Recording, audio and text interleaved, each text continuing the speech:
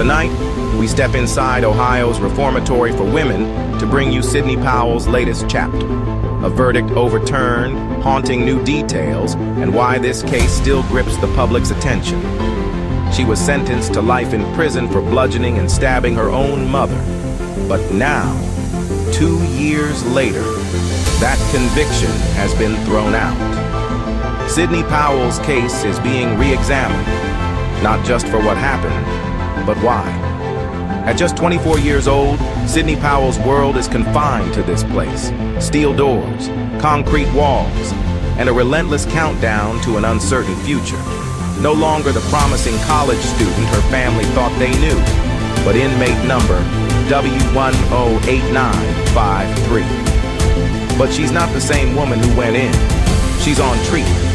Her family still visits, still hopes. How did a daughter's hidden truth lead to such a devastating tragedy? I have a female here. Sidney Powell was 19, I know she's like a college student at the University of Mount Union. Smart, poised, polite. Her mother, Brenda, a respected child life specialist at Akron Children's Hospital for nearly 30 years. To outsiders, they were close, unbreakably close. But behind the honor roll facade, Sidney had been quietly drowning. She failed 3 out of 4 classes, was academically suspended, and instead of coming clean, she faked it all. The mask was slipping. Sidney's dramatic fall was unimaginable for a girl who always excelled. At St. Vincent High, she was the ideal student, never getting less than a B and finishing with a 3.8 GPA. But deep down, Sidney was a perfectionist with impossibly high standards.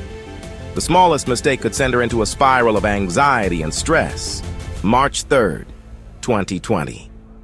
Sidney's father, Stephen Powell, tried to pay tuition, only to discover Sidney was no longer enrolled. Brenda left work early to confront the daughter she adored. Minutes later, she got a call back from Mount Union administrators. But what they heard next was horror.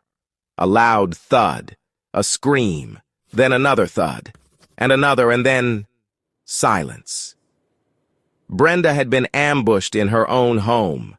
The call had captured Sidney bludgeoning her mother with a cast-iron skillet, followed by nearly 30 stab wounds to the neck. Brenda Powell never stood a chance. Sidney wasn't done. The university tried calling back several times. She finally picked up, pretending to be Brenda. "Yes, this is Brenda," said the voice. But it wasn't Brenda.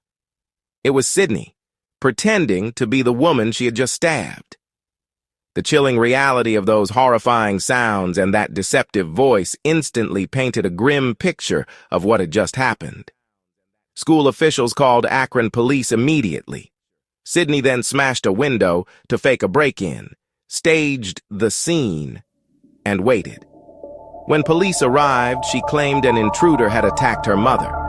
But nothing added up, and the truth bled through the lies. We heard a bang, and she told me to get out, and then I heard screaming, so I came back, and she was on the ground. Sidney! Body cam footage shows Sidney Powell following the brutal attack. Sidney was hysterical as she asked if her mom would be okay and cried out for her dad. Her meltdown ensued as she was sprawled out on the edge of her driveway. She stops communicating and becomes catatonic on the ground. At trial, Sidney's lawyers presented 3 psychiatric experts. They said she wasn't just lying, she was mentally ill. Diagnosed with schizophrenia, one doctor said she was unable to grasp reality. Another said she showed no sign of malice, only delusion. But the prosecution fired back. With one expert, Dr. Sylvia Obradovich. She called it malingering, a calculated act to cover failure. And Sidney, she argued, would rather kill than disappoint. During the trial, Sidney was overcome with emotion as she sat listening to the testimony. It was the testimony of the Dean of Students, Michelle Gaffneys, who was witness to those haunting sounds on that fateful phone call that Sydney finds unbearable. She wasn't merely hearing the testimony. She was reliving it, a captive to the chilling details of a nightmare. 8 days of testimony, over 9 hours of jury deliberation. Guilty on all counts. Sydney sobbed as the verdict was read. The court gave her 15 years to life. Then came the twist. Just over a year later, in December 2024, everything changed. The 9th District Court of Appeals did something few expected. It overturned the conviction. Why? Because the trial judge had blocked Sydney's defense from responding to the prosecution's accusation that she was faking her mental illness, a violation of due process. But the state isn't backing down. In February 2025, the case was appealed to the Ohio Supreme Court. A new trial is possible, but so is reinstating the conviction. As of July 2025, she remains in prison, her future uncertain. This is where the darkest stories come to light. Hit subscribe and join us next time for the real stories behind the headlines.